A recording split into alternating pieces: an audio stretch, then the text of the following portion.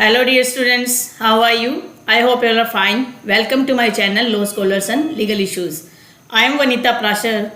आज जो आपका टॉपिक जो है वो है एविडेंस एक्ट वन लाइनर्स।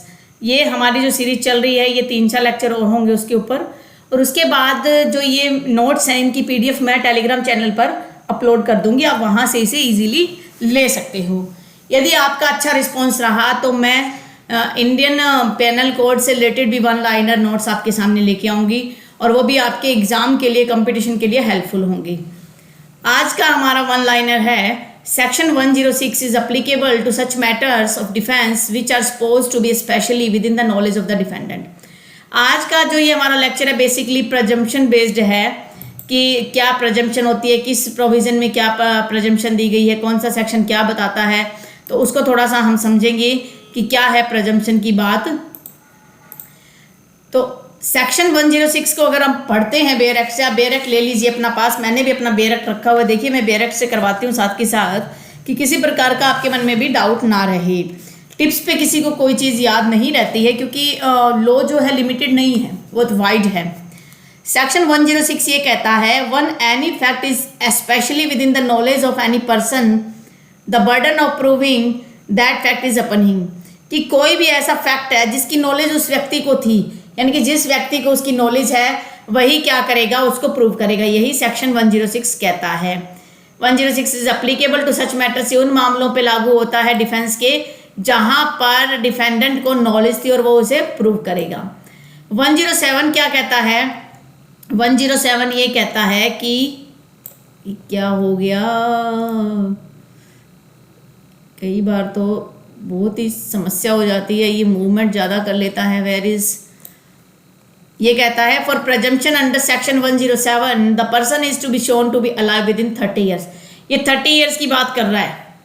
ये एक प्रजम्पशन लेके चलती है कोर्ट कि the person is to be shown to be alive within 30 years, कि जो व्यक्ति है वो 30 ईयर्स तक अगर मान लो उसके जीवित होने की बात मानी जाती है। 107 क्या कहता है? When the question is whether a man is alive or dead and it is shown that he was alive within 30 years, the burden of proving that he is dead is on the person who affirms it. कहने का मतलब है कि पिछले 30 सालों में अगर कोई व्यक्ति जीवित देखा गया था तो जो व्यक्ति ये कह रहा है कि वो मर चुका है तो उसके ऊपर बर्डन होगा, उसे वहां पर शो करना पड़ेगा। तो ये बात कह रहा है। Next point is For presumption of death under section 108, the person is shown to be not hard for a period of 7 days. ये कोर्ट प्रेज्यूम करके चलेगी कि अगर 7 साल तक वो नहीं देखा गया है तो वो डेड है, और इसकी प्रेजम्पशन कोर्ट लेके चलेगी। तो ये प्रेजम्पशंस होती हैं जो कोर्ट मानती ही, अगर शेल प्रेज्यूम है तो कोर्ट के लिए ऑब्लिगेटरी है कि उसे मानना ही पड़ेगा। अब मे प्रेज्यूम है तो वो कोर्ट की इच्छा है कि वो माने या ना माने।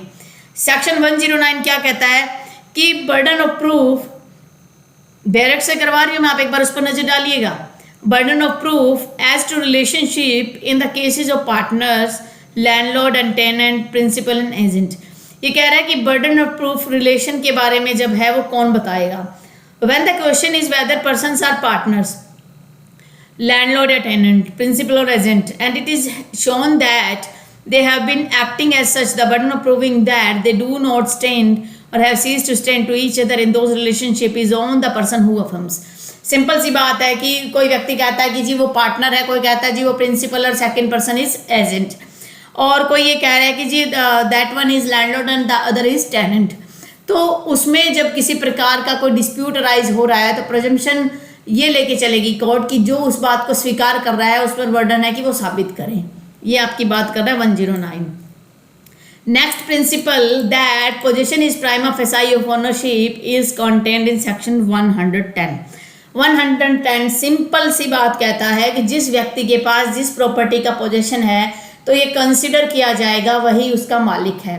वो बात की बात है कि बाद में हम उसको रिबट कर रहे हैं या नहीं कर रहे हैं, that is a different matter.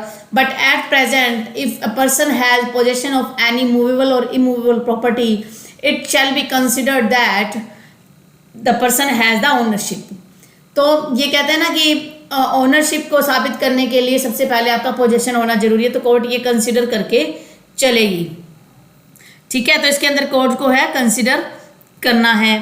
Next है the possession contemplated under section 110 is actual physical possession की बात कर रहा है। ऐसा नहीं कि किसी व्यक्ति के पास सिर्फ गाड़ी की चाबी है, गाड़ी नहीं है तो वो उसका कंस्ट्रक्टिव पोजेशन उसके पास है, लेकिन कोई ऐसा व्यक्ति जो किसी मकान में रह रहा है एट प्रेजेंट में तो उसका वहाँ पर फिजिकल पोजेशन माना जाएगा। Section 110 in its operation is not limited to immovable property, it applies to movable property as well. कि जब आप 110 की बात करते हो तो आप ये मान के चलिएगा कि जब भी प्रॉपर्टी की बात आ रही है तो वो movable as well as immovable both property can be included in that section. Section 112 बात करता है प्रेजम्पशन ऑफ लॉ की। कौन सा लॉ? इरिबटेबल, यानी कि यहाँ पर सेल्फ प्रेजम्पशन की बात हो रही है। सॉरी, सेल्फ प्रेजम्पशन तो क्या है, रिबट हो जाता है, बट यहाँ पर कंक्लूसिव प्रूफ की बात हो रही है। सेक्शन 112 क्या कहता है? Birth during marriage conclusive proof of legitimacy, कि कंक्लूसिव प्रूफ माना जाएगा कि अगर किसी का बर्थ होता है मैरिज के दौरान तो ये माना जाएगा कि वो बर्थ जो है वो सही है, उस पर किसी प्रकार का कोई ऑब्जेक्शन नहीं हो सकता। लेकिन ये रिबटल है as per the provision of 112, but it can be rebut किया जा सकता है। जैसे कि आप बेरक देखोगे तो वहाँ पर नंदलाल वासुदेव भादवी लता नंदलाल का केस भी दिया गया है कि डीएनए टेस्ट से रिलेटेड अगर कोई मैटर निकल के आता है तो उसमें रिबट किया जा सकता है। Presumption under section 112 is raised when a child is born within 280 days of dissolution of marriage. कि मैरिज डेजोल्यूट हुई है तो उसके 280 दिनों के बीच के अंदर उस चाइल्ड का जन्म होना चाहिए। द मदर रिमेनिंग अनमैरिड, और मदर जो है अनमैरिड होनी चाहिए। कि मैरिज डेजोल्यूट हो गई है, उसके 280 डेज के अंदर अगर बच्चा हो जाता है तो ये कंसिडर किया जाएगा कि उसका वैलिड फादर कौन होगा, लीगल फादर कौन होगा। तो अगर उसने शादी कर ली तो फिर हम ये प्रेजम्पशन लेके चल सकते हैं कि किसी दूसरे के साथ उसका रिलेशन रहा होगा। ठीक है, next point is the suicide must be committed with in. ये बात कर रहा है आपका 113A का, एक बार उसको पढ़ लीजिए कि जब सुसाइड का मैटर होता है तो उसमें क्या प्रेजम्पशन करके चलती है कोर्ट। कह रहा है कि when the question is whether the commission of suicide by a woman had been abetted by her husband और any relative of her husband and it is shown that she had committed suicide within a period of 7 years from the date of the marriage and that her husband or such relative of her husband has subjected her cruelty। वही चीज़ है कि अगर cruelty की गई थी और suicide कर लिया गया है तो यहाँ पर द कोर्ट में प्रिज्यूम, यहाँ पर कोर्ट में प्रिज्यूम करेगी। कोर्ट की इच्छा है कि वो प्रिजम्पशन उसको ले या ना ले, क्योंकि इसके अंदर क्या होता है, कोर्ट की डिस्क्रिशनरी पावर है मे प्रिज्यूम के अंदर, तो ऐसा कोई दिक्कत नहीं आएगी। Next, if it is not a case of suicide, अगर ये सुसाइड का केस नहीं है बट ऑफ एक्सीडेंटल डेथ हुई है तो प्रेजम्पशन ऑफ अबेटमेंट वहाँ पर सेक्शन 113A में अराइज नहीं होगा। अबेटमेंट की बात हो रही है कि किसी फीमेल ने सुसाइड कर लिया शादी के बाद तो अबेट किया गया था, वो इसमें क्लियर हो जाएगा। फिर नेक्स्ट बात कर रही है हमारी 113B, वो ये कहता है कि प्रेजम्पशन एज टू डोरी डेथ। डोरी डेथ के मामले में कोर्ट शैल प्रेज्यूम करती है, कोर्ट ये प्रेजम्पशन लेके चलती है कि उस व्यक्ति के साथ जिसकी डेथ हुई है डोरी की वजह से हुई है। यहाँ पर दिया हुआ है बेर एक्ट में, when the question is whether a person has committed the dowry death of a woman and it is shown that soon before her death such woman has been subjected to such person to cruelty और harassment हुई थी, तो ये प्रेज्यूम करके चलेगी कि ये सब कुछ डोरी के लिए हुआ था। ये बात कर रहा है आपका 304B भी डोरी डेथ की बात करता है आईपीसी में। अब हम बात करते हैं डम विटनेस। डम विटनेस को भी ओरल एविडेंस में कंसिडर किया जाता है सेक्शन 119 में। डम विटनेस जो है वो जब भी एविडेंस देगा रिटन फॉर्म में तो ये माना जाएगा कि वो ओरल एविडेंस की कैटेगरी में है, उसे आप रिटन एविडेंस नहीं कह सकते। Next is as per section 128 if the party making the communication under section 126, communication से रिलेटेड है जिसको हम ऑलरेडी कर चुके हैं कि अगर कोई 126 बात करता है प्रोफेशनल कम्युनिकेशन की, और 128 ये कहता है कि जब कोई प्रोफेशनल कम्युनिकेशन की गई थी तो अगर मान लो वॉलंटियर कोई एविडेंस आता है, क्लाइंट का प्रिविलेज है यहाँ पर, अगर कोई सामने आके खुद स्टेटमेंट देने लग रहा है क्लाइंट, तो वहाँ पर वो प्रिविलेज वेव हो जाएगा, वो ख़त्म हो जाएगा, कोई लायबिलिटी नहीं रहेगी। अगर वकील के सामने क्लाइंट ने कुछ कहा था तो वो कोर्ट में कह सकता है। Section 126 does not protect communication made in furtherance of an illegal purpose.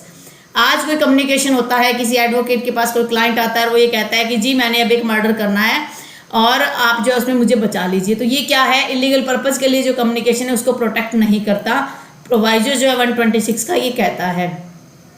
Next is leading questions में be asked in cross examination, कि लीडिंग क्वेश्चन को सिर्फ क्रॉस एग्जामिनेशन में आप लीड कर सकते हो, हालांकि कोर्ट के पास डिस्क्रिशनरी पावर है, वो चाहे तो इसके अंदर छूट दे सकती है। आज हम करेंगे इतना ही, नेक्स्ट क्लास में मिलते हैं। अगर आपको वीडियो अच्छा लगे तो आप वीडियो को लाइक कीजिए, चैनल पे नए और आपको लगता है कि ऐसे वीडियोस और आने चाहिए वन लाइनर्स के, तो मेरे चैनल को सब्सक्राइब कर लीजिए। और अगर कोई आपकी स्पेशल क्वेरी है या स्पेशल किसी टॉपिक पर आप वीडियो बनवाना चाह रहे हो तो आप मुझे कमेंट जरूर कीजिएगा। और बात है इन नोट्स की, तो ये नोट्स जो है आपको टेलीग्राम चैनल पे 1 या 2 दिन में प्रोवाइड हो जाएंगे। Thank you for watching and have a nice day.